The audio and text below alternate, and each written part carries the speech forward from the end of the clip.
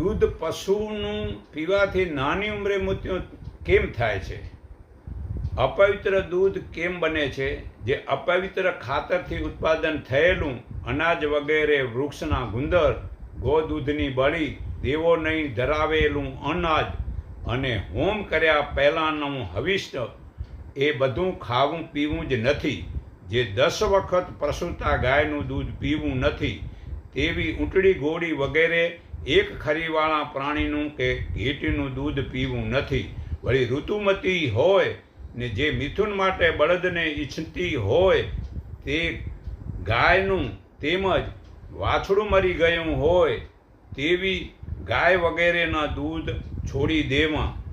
છતાં મોંના સ્વાદે જો તેવું દૂધ તથા દૂધની બનાવટ જો ખાવામાં આવે તો સારા મનુષ્યને સ્વસ્થ ચિત્તે 7 દિવસ સુધી કુછ વર્ત કરવું. આ મનુસ્મૃતિ પાના નંબર 101 4-8 શ્લોકમાં પુરાવો છે. જે નાની ઉંમરે લોકોનું મૃત્યુનું કારણ જે વેદો, ગીતા, ઉપનિષદ વગેરેના ધાર્મિક પુસ્તકનો અભ્યાસ કરતા જ નથી અને તેવું આચરણ ભૂલી ગયા છે અને વધુ આળસુ બની ગયા છે. વત્તા અનાજના દોષથી લોકો નાની ઉંમરે મરે છે. તો લસણ, ડુંગળી, માંસ, ચા, તમાકુ વગેરે તેમજ અપવિત્ર ખાતરથી ઉત્પાદન થયેલા તાંદળજો, રંજકો, ઘઉંના જવારા વગેરે ભલે સારી વસ્તુ છે, છતાં તે વસ્તુ પણ અપવિત્ર ખાતરવાળી ખાવી નહીં. બીજું જે ઘેટી, બકરું વગેરેમાં યુરિક એસિડ ભગવાને 90% નાખેલ છે, તેમની ઉંમર 10 થી 15 વર્ષે મરી જાય છે.